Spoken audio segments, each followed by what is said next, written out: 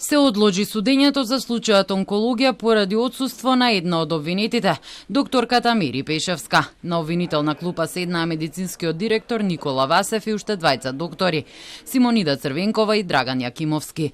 Одбраната на дел од обвинетите го спори медицинското вештачење во Словенија, со кое беше утврдено дека 29 болни од канцер биле несоодветно лекувани, со што им се влошувало здравјето, бидејќи судскиот вештак не бил запишан во регистарот на земјата. Јавниот обвинител морал да се прилагоди кон прописите и законите кои важат во Република Македонија и така да постапува, односно да инсистира да вештачењето го направи овластено лице кое евидира во евиденцијата и регистарот на судски вештаци. И од таа гледна точка обвинението е манливо, содржи содржински и процесни пропусти кои се од апсолутен карактер. Тврдењето на обвинителството дека не мора да биде лиценциран вештак, а да вештачи предмет е стварно неодговорно по мене и тоа законски во нашата држава не е дозволено. Тоа вештачење со низа пропусти, каде што мислам и самиот вештак што вештачел ги немал сите податоци за пациентите и има низа пропусти што ги имал, кои што лично ги имам прочитал. Обвинителката Ана Гуговска смета дека приговорите на одбраната се безпредметни и очекува судот да донесе таква одлука. Тоа се процедури на државите до кои е доставена замолницата. Еден од принципите на меѓународното право е да имаме доверба во државите кон кои сме ја доставиле таа замолница, дека доказите се прибавени на законит начин.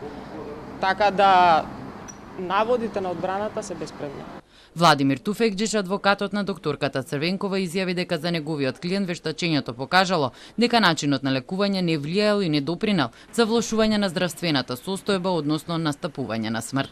Мој близок роднина почина од оваа опака болест и токму овој лекар беше тој кај кого мојот роднина беше на третман, иако по првичната диагноза му беа дадени прогнози дека ќе поживее, народски речено, уште 6 месеци, благодарение на третманот кој не се разликува со ова што ние денеска го имаме како предмет на обвинение, поживеа 2,5 години, можеби и повеќе.